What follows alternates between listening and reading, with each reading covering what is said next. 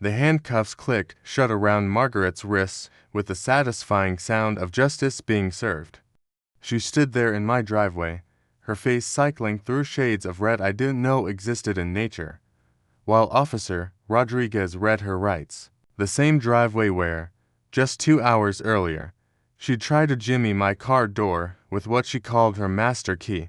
"This is ridiculous," she shrieked, her voice carrying that special frequency that only comes from years of terrorizing retail workers. "I'm the HOA president. I have authority." Officer Rodriguez just shook his head. "Mum, attempted breaking and entering is still a crime, regardless of your community position." I leaned against my doorframe, sipping my coffee like I was watching the world's most entertaining reality show. Which, honestly, I was. But let me back up and tell you how we got here, because this story starts 3 months ago, when I made the grave mistake of buying a house in Willowbrook Estates, an neighborhood where apparently parking your own car in your own driveway was considered a war crime. It began on a Tuesday morning, when I stepped outside to find a neon orange violation sticker plastered across my windshield like a badge of shame. The offense: unauthorized vehicle positioning in residential driveway space. I stared at it, convinced I was having a stroke. My black Honda Civic was parked in my driveway. My driveway, the one I pay taxes on. The one that came with the house I just bought. The citation was signed by one Margaret P. Whitfield, HOA President and Community Standards Enforcement Officer. Title so bloated it could have been a LinkedIn bio. I crumpled the sticker and tossed it in the trash, figuring it was some kind of mistake. Sweet. Naive me. The next morning, another sticker. This time for failure to comply with vehicle orientation guidelines. Apparently, I was supposed to park facing outward, not inward, because God forbid my headlights point toward my own garage instead of the street. By Thursday, I'd collected a full set. Improper tire alignment with driveway boundaries, unauthorized parking duration exceeding 18-hour limit, and my personal favorite, aesthetic disruption of neighborhood harmony. That's when I met Margaret in person. She materialized at my door like a polyester-clad genie, armed with a clipboard and the kind of smile that could curdle milk. Margaret was everything you'd expect from someone who thinks being HOA president is equivalent to running a small country. Mid-50s, helmet hair that defied physics, and the dead eyes of someone who'd spent decades finding joy in other people's misery. "Hello, neighbor," she chirped, her voice dripping with fake sweetness. "I'm Margaret Whitfield, your HOA president. I believe we need to have a little chat about your parking situation." I gestured to my driveway. "You mean parking my car in my own driveway?" Her smile faltered for exactly 1 second before snapping back into place. "Well, yes, but you're not following the community guidelines. We have standards here in Willowbrook Estates." She flipped through her clipboard like she was consulting the Constitution. "According to Section 4.2, one of the Homeowners Code, all vehicles must be parked in an aesthetically pleasing manner that contributes to neighborhood property values, and my car doesn't. It's facing the wrong direction.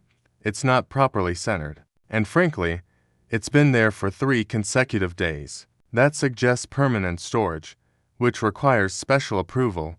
I blinked. "Permanent storage? It's my car. I drive it to work.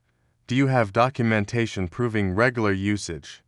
This woman was actually asking me to prove I drove my own car. I was beginning to understand why the previous homeowner had moved out so suddenly.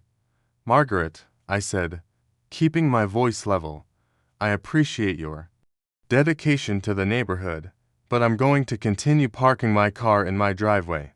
"You know, like a normal person." The mask finally slipped. Her eyes narrowed, and I caught a glimpse of the real Margaret underneath the one who'd probably been a hall monitor in high school and never quite gotten over the power trip.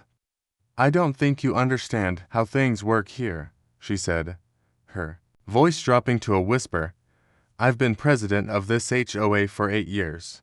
I know every rule, every regulation, every loophole. and I will make your life miserable if you don't comply." She turned on her heel and marched away, leaving me standing in my doorway wondering what fresh hell I'd moved into. The next few weeks were a master class in petty tyranny. Margaret seemed to have appointed herself my personal surveillance officer. Every morning, like clockwork, there was a new violation sticker, sometimes multiple ones. She cited me for washing my car in the driveway, unauthorized water usage for non-landscaping purposes, for having my car door open while unloading groceries, creating traffic hazards, and once, memorably, for having a threatening vehicle posture because I'd backed into my driveway instead of pulling forward. But Margaret's real genius was in the escalation. She started small, just the stickers. Then came the formal violation letters, complete with certified mail and legal-sounding threats. Next were the emergency HOA meetings where she'd stand in front of 3 other homeowners and dramatically present my case like I was a war criminal. This flagrant disregard for community standards, she'd declare, gesturing at photos of my perfectly normal car in my perfectly normal driveway, represents a clear and present danger to our property values. The other homeowners would nod along, because apparently group hysteria was contagious, but Margaret's masterpiece was the towing threat. A bright yellow notice appeared on my windshield one Friday afternoon. Final warning: vehicle will be towed, at owner's expense if not removed from unauthorized location within 24 hours. I called the number on the notice, which connected me to Whitfield Property Management Services. The voice that answered was unmistakably Margaret's, though she pretended to be someone named Brenda from the enforcement department. "Yes, we've received multiple complaints about your vehicle," she said in a fake administrative tone. "It's been illegally parked for weeks. It's in my own driveway. Sir, I'm just reading the report. If you have complaints about the citation, you'll need to take that up with the HOA." I hung up, realizing I was dealing with someone who'd constructed an entire fictional bureaucracy just to harass me. It was almost impressive in its insanity. But here's the thing about bullies: they always overplay their hand, and Margaret's final gambit was so spectacularly stupid that I almost felt bad for her. Almost. It happened on a Saturday morning. I was inside making breakfast when I heard a commotion outside. Through my window, I watched Margaret march up my driveway with a small metal tool in her hand, wearing what appeared to be a homemade HOA enforcement vest. She walked straight to my car and started trying to force the tool into the door handle. I stepped outside. "Margaret, what are you doing?" She looked up with the confidence of someone who'd completely lost touch with reality. "I'm repossessing this illegally parked vehicle on behalf of the HOA. I have a master key. A master key to my car. All vehicles in the community are subject to HOA oversight. This is completely legal." I watched her struggle with what was clearly just a generic metal tool, probably a screwdriver, as she tried to break into my car.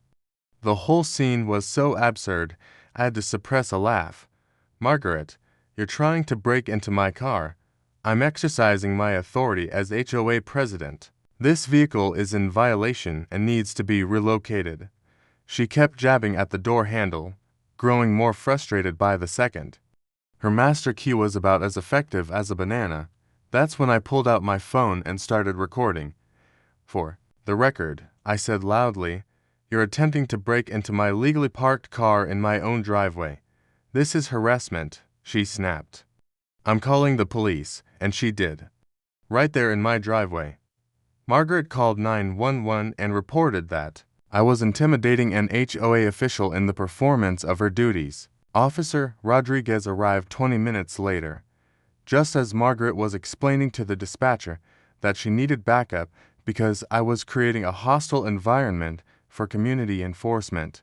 "Ma'am," Rodriguez said after listening to her story, "did you attempt to enter this person's vehicle?" "I was exercising my HOA authority to relocate an illegally parked vehicle, and you don't have the owner's permission or a key." "I have my master key." She held up the screwdriver. Rodriguez looked at me. "Is this your car?" "Sir."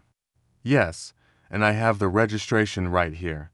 plus about 3 months of HOA violation stickers she's been putting on it. That's when I played my ace. I pulled out my phone and showed Rodriguez the video I just recorded, along with the photos I'd been taking of every single violation sticker, every letter, every piece of Margaret's harassment campaign. She's been doing this for months, I explained. Fake violation notices, pretending to be a towing company, and now trying to break into my car with a screwdriver. Rodriguez's expression shifted as he watched the video.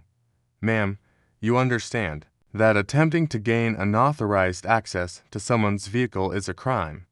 Margaret's face went through several color changes before settling on a mottled purple. I'm the HOA president. I have authority. Not to break into cars. You don't. That's when the handcuffs came out. But here's the beautiful twist that made everything worth it. While Margaret was busy getting arrested, I decided to do some research on her supposed authority. Turns out, there never was a valid HOA in Willowbrook Estates. The original HOA had been dissolved 3 years ago due to lack of participation, and Margaret had just never stopped acting like it existed. Every violation notice, every threat, every emergency meeting had been pure fiction. She'd been running a one-woman show, terrorizing the neighborhood with imaginary power. I shared this information with Officer Rodriguez, who added filing false reports to Margaret's charges. Apparently, pretending to be a government official even. A fake HOA president was frowned upon by the legal system. As they led her away, Margaret turned back with one final outburst. You can't do this to me. I'm the president. Of what? I called back. The Delusional Neighbors Club. Rodriguez couldn't quite hide his smirk. The best part. Word spread quickly through the neighborhood about Margaret's arrest and the non-existent HOA. Turns out, she'd been harassing half the residents with fake violations and imaginary authority. 3 other families came forward with similar stories. Margaret moved out 2 weeks later, right after the local news picked up the story. The headline read, Fake HOA president arrested for attempted car break-in. They used her mugshot, which captured her mid-shriek in all its glory. I still park my car in my driveway. Same spot, same direction, same complete lack of regard for Margaret's imaginary standards. The only difference now is that I installed a security camera not because I'm worried about crime, but because I didn't want to miss any future entertainment. Sometimes I get violation stickers from other neighbors as a joke. Last week, Tom from across the street cited me for excessive smugness while retrieving mail. I framed that one. The moral of the story. Never mess with someone's car, and if you're going to pretend to have authority, maybe make sure that authority actually exists first. Margaret learned that lesson the hard way. I just wish I could have been there when she tried to explain her master key to her cellmate.